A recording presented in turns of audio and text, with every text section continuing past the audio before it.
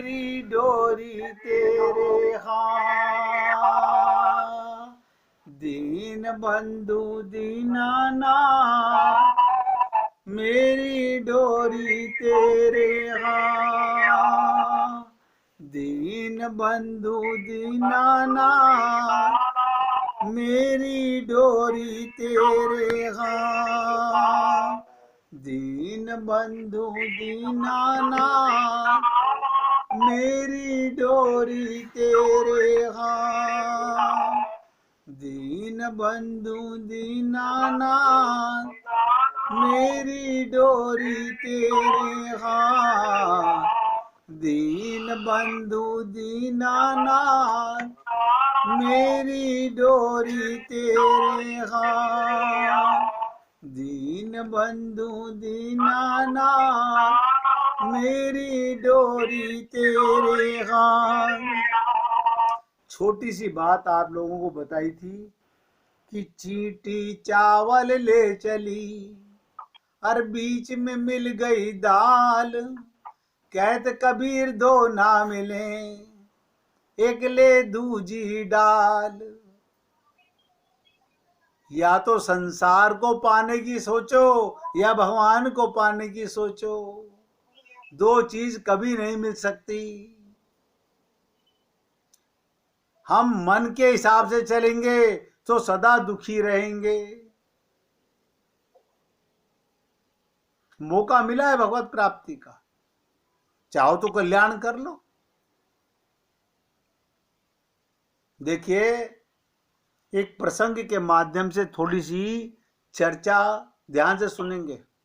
हनुमान जी और अंगद दोनों समुद्र लांघने में सक्षम थे। दोनों सक्षम थे कि कोई भी सक्षम है कि लांघ सकता है।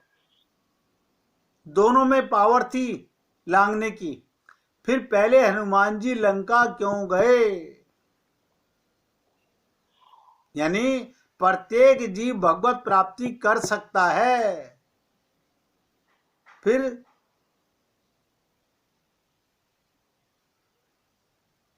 गिने चुने लोगों ने भगवत प्राप्ति क्यों की? सब भगवत प्राप्ति क्यों नहीं कर पाते? ये बंदर सारे देवता लोग थे। भगवान ने सबको शक्ति दी है, सदुपयोग करने का और ना करने का।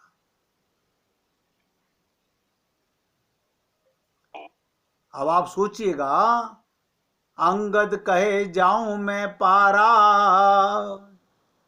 जिये संशय कछु फिरत बारा। मैं पार तो जा सकता हूं।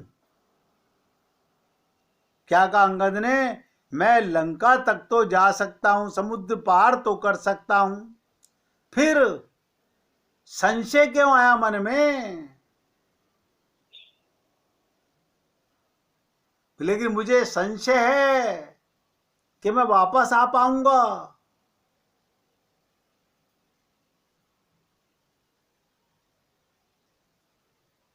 अब बताइए, अंगद जी बुद्धि और बल में बाली के समान थे। समुद्र के उस पार जाना भी उनके लिए बिल्कुल सरल था, किंतु वो कहते कि लौटने में मुझे संशय है। कौन सा संशय था?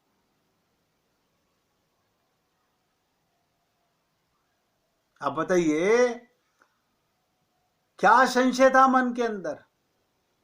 हम लोग सदा एक संशय मन में पाले रहते हैं।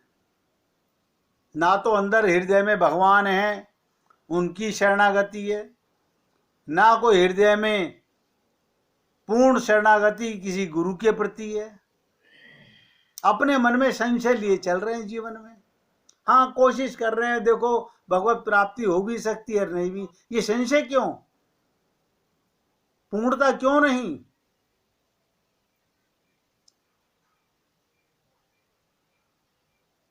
वो कहते मैं लौटने में मुझे संशय। कौन सा संशय था लौटने में?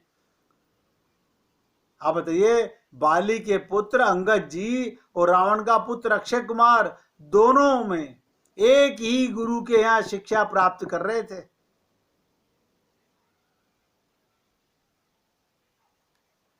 यानी रावण का पुत्र भी और बाली का पुत्र भी, अंगद बहुत ही बलशाली थे और थोड़े शैतान भी थे। वो प्राय अक्षय कुमार को थप्पड़ मार दिया करते थे, रावण के बेटे को, जिससे भी वो मूर्छित तक हो जाता था। अक्षय कुमार बार बार रोता हुआ गुरुजी के पास जाता, अंगद जी की शिकायत करता। एक दिन गुरुजी ने क्रोधित होकर अंगद को श्राप दे दिया। गुरुजी ने श्राप दे दिया, अब यदि अक्षय कुमार पर तुमने हाथ उठाया तो उसी क्षण मृत्यु प्राप्त हो जाओगे। अंगद जी को यही संशय था, कहीं लंका में उनका सामना अक्षय कुमार से हो गया। इसलिए उन्होंने पहले हनुमान जी से जाने को कहा, और ये बात रावण भी जानता था।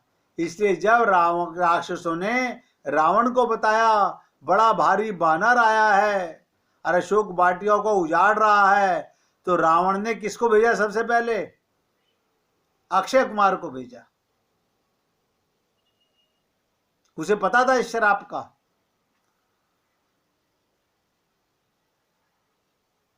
इसीलिए अक्षय कुमार को भेजा। वो जानता था बानरों में इतना बलशाली बाली और अंगद ही हैं। उन्हें हनुमान जी का तो कोई रावण ने सोचा भी नहीं था, जो 100 योजन का समुद्र लांघकर लंका में प्रवेश कर सकते हैं। बाली का तो वध श्री राम के हाथों हो चुका है, उन्हें पता था। तो उनको पता था अब एक अंगद बचा, और हुआ तो अक्षय कुमार उसका बड़ा सरलता से वध कर देगा, क्योंकि जहां अक्षय कुमार से उसकी युद्ध हुआ वो शराब से मारा जाएगा। किंतु देखो भगवान की लीला, जब हनुमान जी अक्षय कुमार का सामना राम नाम सत्य कर दिया और राक्षसों ने जाकर सूचना रावण को दी, उसे सीधे मेघनाथ को भेजा और कहा उस बानर को मारना नहीं, बंदी बनाकर लाना। मैं देखना चाहता हूं अंगद के सिवा भी ऐसा कौन सा बानर बलशाली है।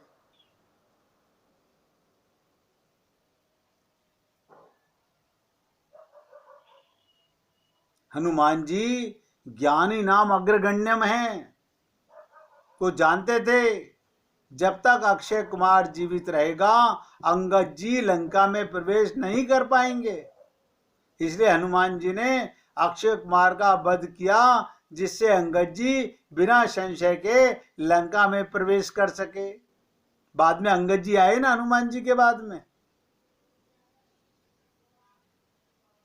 शांति दूत बन करके गए। आप और हम लोग मन में संशय पाले रहते हैं।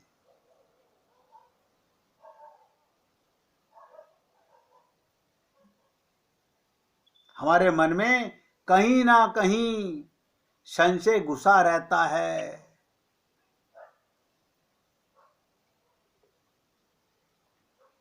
और संशय वाला व्यक्ति सदा अपनी बुद्धि को बार बार वो यही कहेगा, मेरा मन मेरी बुद्धि, मेरा मन मेरी बुद्धि। वो किसको मेरा कह रहा है, बस इतना आप समझ लीजिएगा। मैं माने कौन, मैं गलत तो मेरा गलत, बस। सबके सामने प्रश्न है, हम सबके सामने। मैं माने कौन, मैं माने आत्मा तो मेरा परमात्मा, मैं माने शरीर तो सब माया का संसार। एक त्रुटि के कारण बताइए हमें कहां से तत्व ज्ञान होगा। हम लोगों ने अपने गुरु संत महात्माओं से सुन लिया, रामचरितमानस के माध्यम से, गीता के माध्यम से, मैं ईश्वर का अंश हूं, ये सुन तो लिया। मानने में बड़ा संशय, नहीं ऐसा नहीं है। क्यों? आत्मा मानेंगे तो सबको परमात्मा का अंश मानना पड़ेगा। अब हम तो मन में नफरत भी भरे हुए हैं, मन में प्यार भी भरे हुए हैं, राग द्वेष सबके मन में है। अभी निर्मल मन नहीं है हमारा, अभी हम लोगों का मन निर्मल नहीं है।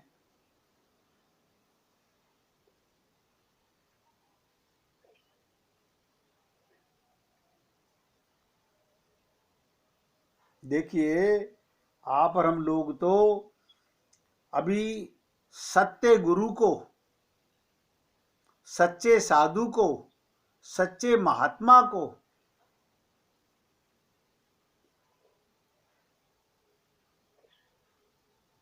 नहीं जानते, हम समझ ही नहीं सकते।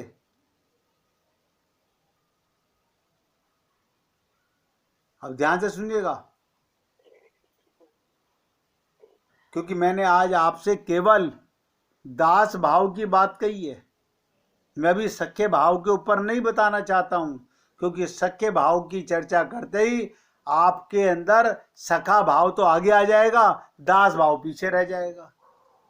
और मैंने आपसे कल ही निवेदन किया था, हर भाव से भगवत प्राप्ति होगी। मन में ये संशय मत लाना कभी भी कि इससे नहीं होगी।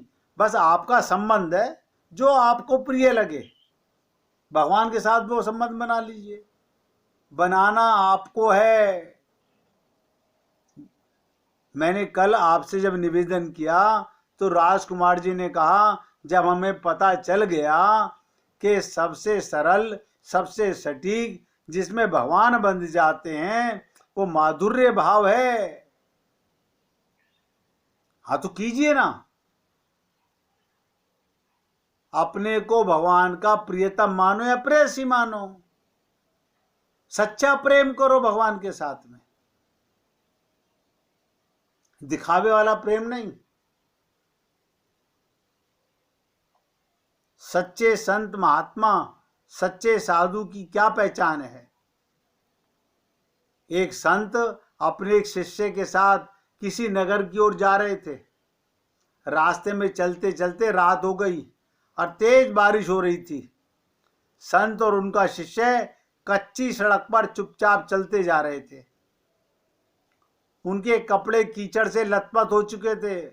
मार्ग में चलते चलते संत ने अचानक अपने शिष्य से सवाल किया, बेटा, क्या तुम बता सकते हो कि सच्चा साधु कौन होता है? सच्चा संत महात्मा कौन होता है? अब संत की बात सुनकर शिष्य सोच में पड़ गया। उसने तुरंत कोई जवाब नहीं सूझा। उसे मौन देकर संत ने कहा, सच्चा साधु वो नहीं होता जो अपनी सिद्धियों के प्रभाव से किसी रोगी को ठीक कर दे, पशु पक्षियों की भाषा समझ ले। सच्चा साधु वो नहीं होता जो अपने घर परिवार से नाता तोड़ पूरी तरह वैरागी बन जाए, जिसने मानवता के लिए अपना जीवन समर्पित कर दिया हो। शिष्यों को ये सब सुनकर बहुत आश्चर्य हुआ। वो नई गुणों को साधुता के लक्षण को मानता था। उसने संत से पूछा, गुरुदेव, फिर सच्चा साधु किसे कहते हैं, आप बताइए।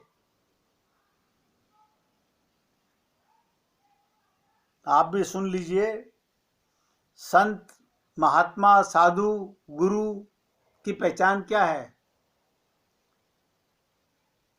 संत ने कहा, बेटा, कल्पना करो, एक अंधेरी तूफानी रात में हम जब नगर में पहुंचे और द्वार खटखटाएं, इस पर चौकीदार हमसे पूछे कौन है, और हम कहें दो साधु। इस पर वो कहे, मुफ्त खोरो, चलो भागो यहां से, न जाने कहां कहां से चले आते हो। संत ने मुख से ऐसी बातें सुनकर शिष्य की हैरानी बढ़ने लगी। अरे, संत महात्मा बन के मुफ्त खोरे हो जाएंगे हम। संत ने आगे कहा, सोचो, इसी तरह के व्यवहार और जगहों पर भी हों। हमें हर कोई उसी तरह दुत्कारे, अपमानित करे, प्रताड़ित करे, इस पर भी यदि हम नाराज ना हों, उनके प्रति जरा सी भी कटुता हमारे मन में ना आए और हम उनमें भी प्रभु के ही दर्शन करते रहें, तो समझो कि सच्ची साधुता हम में आ गई है। साधु होने का मापदंड क्या है? हर स्थिति में समानता और सहजता का व्यवहार। इस पर शिष्य ने सवाल किया, लेकिन इस तरह का भाव तो एक गृहस्थ में भी हो सकता है। बहुत सुंदर बात कही। ये तो कोई गृहस्थ में रह करके भी हो सकता है।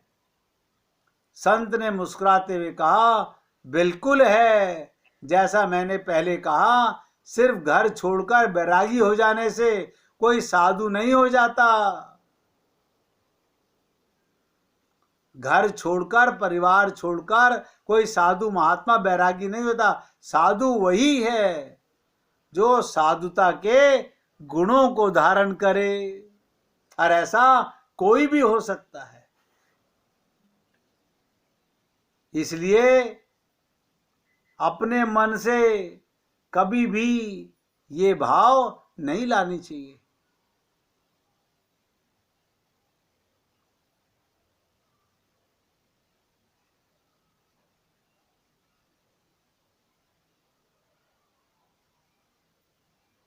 आप लोग देखो, आपने आज तक यही सुना होगा, वो फलाना गुरु का सेवक है, वो फलाना गुरु का सेवक है। कभी सुना कि शेर भी अपने गुरु का सेवक होता है? शेर भी संत की भक्ति करता है। वृंदावन में एक प्रसिद्ध संत रहते थे, ध्यान से सुनिएगा। वृंदावन में एक बहुत फेमस संत थे जिनका नाम था श्री राम रतन दास बाबा जी। जहाँ वे अपनी साधना करते थे वहाँ एक पहाड़ है और ऊपर नीचे दो गुफाएं हैं। नीचे वाली गुफा में महाराज जी अपनी साधना करते थे और ऊपर वाली गुफा में एक बड़ा भारी बब्बर शेर रहता था। उस शेर का वहां बड़ा आतंक, अच्छे अच्छे लोग वहां भटकते नहीं थे। कभी कभी वो शेर नीचे वाली गुफा में महाराज जी की पीठ के पीछे जाकर चुपचाप बैठ जाता, और जब महाराज जी की आंख खोलकर देखते तो कहते थे, बच्चा तू जानता है कि महाराज जी बहुत समय से जाप में बैठे हैं, नाम जाप में बैठे हैं, उनकी पीठ के पीछे कोई सहारा नहीं है, इसलिए आकर तकिया बना के बैठ जाता है कि मेरे गुरु बहुत देर से साधना में बैठे हैं। उनकी तकिया बना करके शेर पीछे कमर के पीछे आके बैठ जाता ताकि उनकी कमर को आराम मिले। वैसे तो वहां उस स्थान पे कोई नहीं आता, परंतु कुछ भक्त लोग महाराज जी के दर्शन के लिए आया करते थे। क्या कैसे आते थे?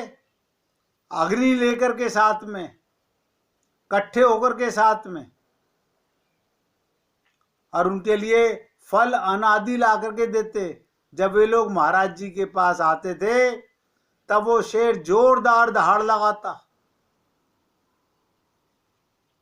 शेर को दहाड़ता देख महाराज जी कहते, देखो तुम्हारे दहाड़ने से भक्त लोग डर रहे हैं, देखो कितनी विचित्रता है। वो कहता है, गुरु कहता है शेर को, तुम मत दहाड़ो, भक्त लोग डर रहे हैं, तुम जब तक बैठे रहोगे तब तक भक्त लोग यहाँ हमारे पास नहीं आएंगे। तुम ऐसा करो, अभी ऊपर वाली गुफा में चले जाओ। संत की बात सुनकर वो शेर चुपचाप ऊपर वाली गुफा में चला जाता, और जब कोई नहीं होता तब पुनः महाराज जी की पीठ में अपनी पीठ लगाकर संत के मुख में बैठकर नाम जाप सुनता रहता। आप बताइए, आप और हम लोग क्या सेवा करेंगे, क्या हम सोचेंगे जीवन के अंदर। इसलिए मैं तो आप लोगों से निवेदन करता हूं बार बार, अपने अंदर कुछ दृढ़ता का भाव लाओ।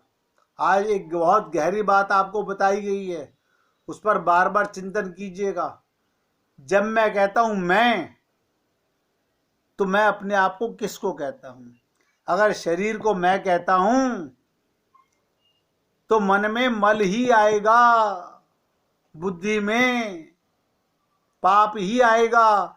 अगर मैं अपने को आत्मा मान के कहता हूं मैं, तो परमात्मा और सब में भगवान ही नजर आएगा। अभ्यास कीजिएगा। आज मिसिज मेहरा को भजन सुनाना है। कल हम बोल रहे थे तो हमने कहा था, कल राजकुमार जी ने गीता जी के श्लोक सुनाए, गीता जी का भाव बताया भक्ति के ऊपर। आज मिसिज मेहरा सुन रही होंगी हमारी बात को, भजन सुनाइएगा देवी जी।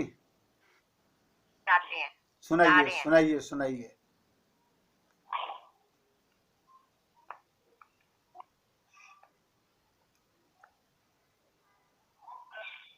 जहाँ ले चलोगे वहीं मैं चलूँगा, जहाँ ले चलोगे वहीं मैं चलूँगा, जहाँ नाथ रख लोगे वहीं मैं रहूँगा, जहाँ ले चलोगे वहीं मैं चलूँगा।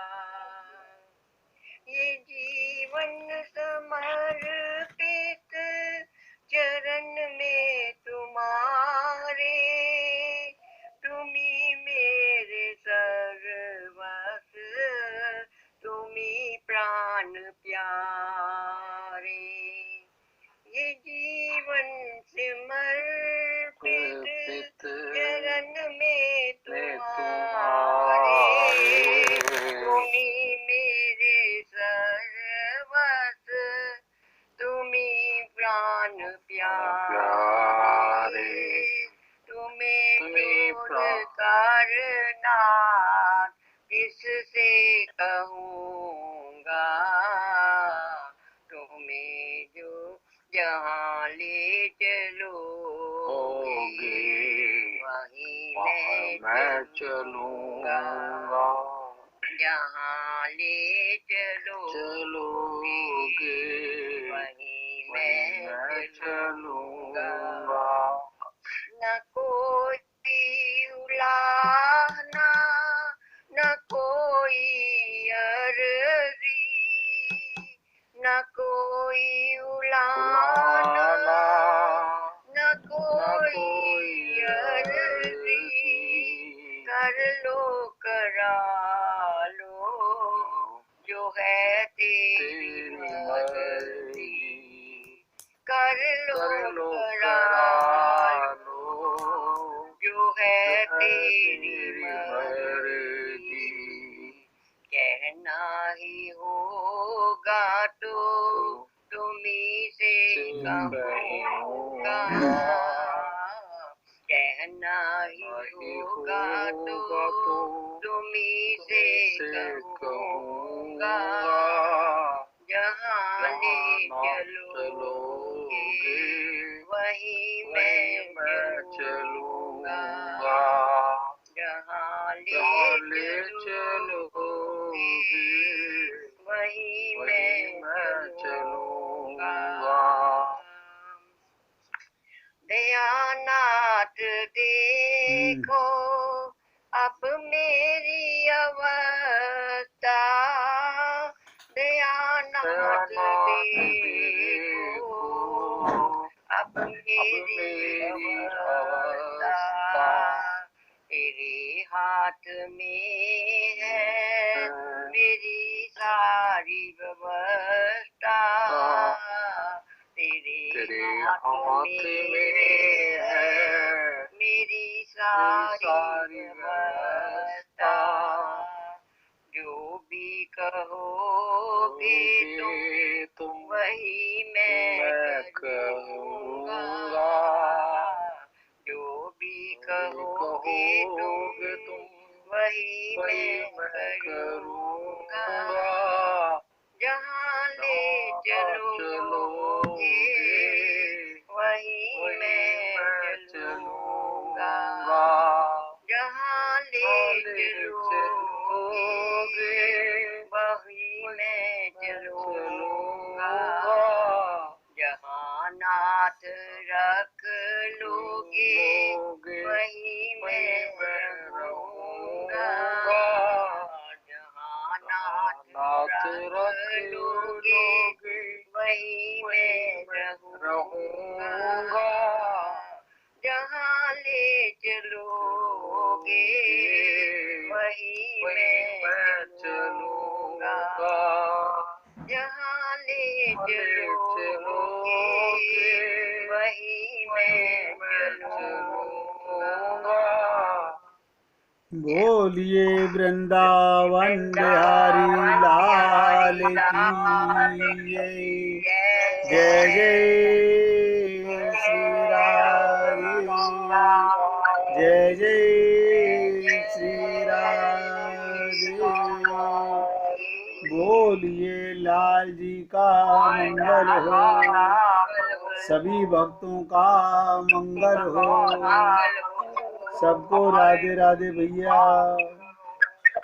सबको राधे राधे जी, राधे।